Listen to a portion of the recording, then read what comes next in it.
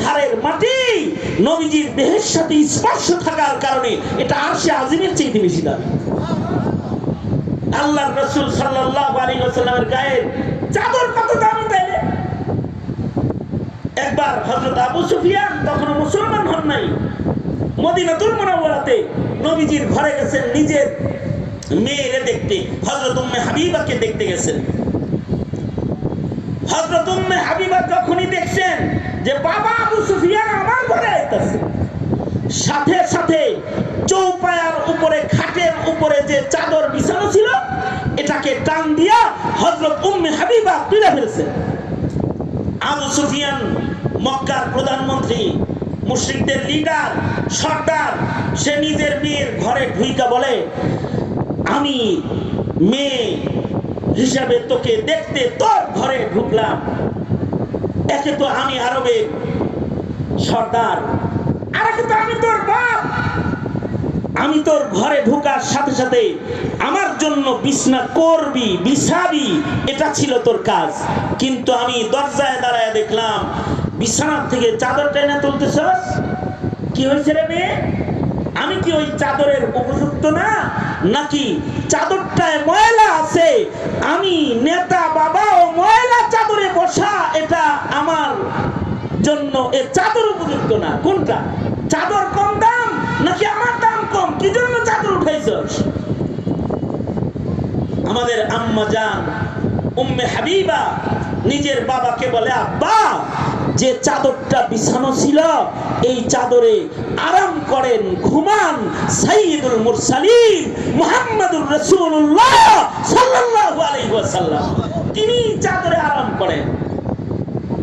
বাপ হিসাবে আপনাকে সম্মান করি, কিন্তু বাবা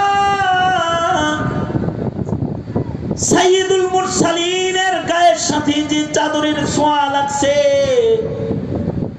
ওই চাদরের উপরে আমি কোনো মুশরিক বাবারেও বসতে দিতে পারি না, কারণ এই কাপড় নবীজির দেহর সাথে লাগার সাথে সাথে এর দাম বেড়ে গেছে।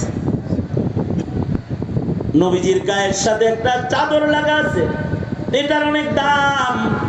নবীজির হাতে একটা লাঠি আছে, এটার অনেক দাম। বাবু সালাতিত তালিবি ওয়াল মাতলুব, এক সাহাবী নবীজিকে খুশি করে ফেলেছে, আল্লাহর রাসূল তাকে লাঠি হাদিয়া দিছে।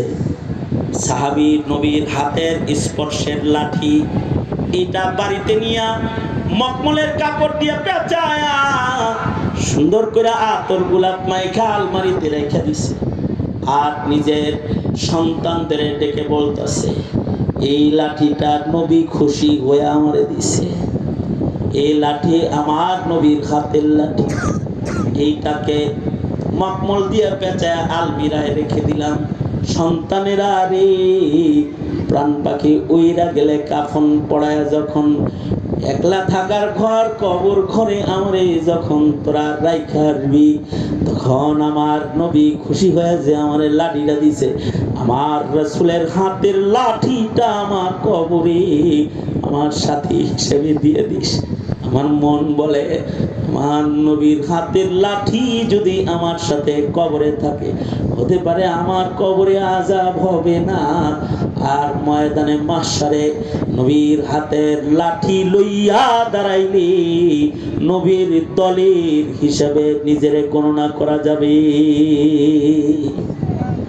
নবীজির হাতের স্পর্শের লাঠি অনেক দাম, তাহলে নবীজির গায়ের উপরে যে চাদর আছে এটার কিরকম দাম? আল্লাহর রাসূল নিজের গায়ের চাদর খুইলা মুশরিকের জন্য বুরকা বানাইতে, তার লজ্জা ঢাকতে, তার লজ্জাস্থান ঢাকার জন্য বুরকা হিসাবে দিয়ে দিতেছেন। সাহাবীরা চিল্লান শুরু করছে, সাহাবীরা চিৎকার করে, হায় হায়, এত দামি মুআজ্জম চাদর একটা মুশরিক পেয়ে গেল। আল্লাহর রাসূল সকলকে থামায় দিয়ে বলে, চিৎকার করবে না, থামো। আমি নবীর কাছে মায়ের ইজ্জতের অনেক দাম। মেয়ে তো মেয়ে, এটা আমার মেয়েও মেয়ে, কাফেরের মেয়েও মেয়ে, এটা মুশরিকের মেয়েও খোলা দেহে থাকবে। আমি রাসূলের এরিয়ায় এটা হয় না। যাও আমার চাদর দিয়া ওর লজ্জা ওর শরমটাকে ঢেকে দাও, পর্দা করে দাও, ওর ইজ্জত ঢেকে দাও। সাহাবীরা এটা আগায়া দিলে মেয়েটা চাদর দিয়া সুন্দর করে বুরকা করছে। বুরকা কইরা আল্লাহর রাসূলের সামনে এসে দাঁড়ায় বলে, ওগো সরকার, আমারে চিনছেন? আমি কিন্তু আরবের মশহুর দানবীর হাতিম তায়ের মেয়ে। হাতিম তাই আমার বাবা, আমি হাতিম তায়ের কন্যা। আল্লাহর রাসূল বলে, তোমার বাবা তো একজন ভালো মানুষ ছিলেন, তিনি দানবীর ছিলেন, সখী ছিলেন, তার ভেতরে সাখাওয়াতের গুণ ছিল। এমন একজন ভালো মানুষের মেয়ে হওয়ার কারণে যাও, তোমারে বন্দি করেছে, তোমাকে আমি মুক্ত করে দিলাম। হাতিম তায়ের ছেলে আদিও ওই যুদ্ধে গ্রেফতার হয়েছে, সে পালায়া চলে গেছে। কিন্তু হাতিম তায়ের মেয়ে পরিচয় দিয়েছে তো আল্লাহর রাসূল তাকে আজাদ করে দিয়েছে। মেয়েটা বলে, সরওয়ারে দো আলম, বান্ধবীরা সহ একসাথে গ্রেফতার হইছি, আমাকে আজাদ করলেন। আমার বান্ধবীরা দাসী হয়ে থাকবে আর আমি একা আজাদ হয়ে চলে যাব, হয় না। যদি বাঁচতে হয় একসাথে বাঁচবো, যদি মরতে হয় একসাথে মরবো, যদি দাসী হইতে হয় একসাথে দাসীর জিন্দেগি নিব, যদি আজাদ হইতে হয় তাহলে সকলকে আজাদ করা লাগবে। শুধু আমারে আজাদ করলে হইব না, তো আমার সাথী সঙ্গী যারা আছে এদের হালত কি?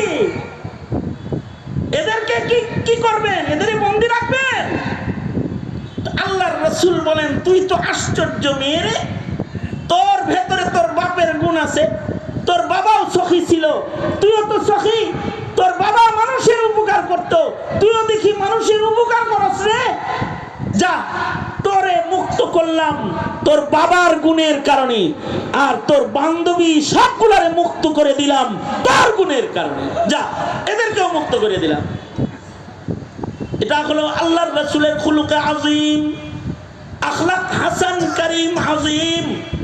হাসান বলা হয় প্রতিশোধ, কিসাস নেয়। কেউ তার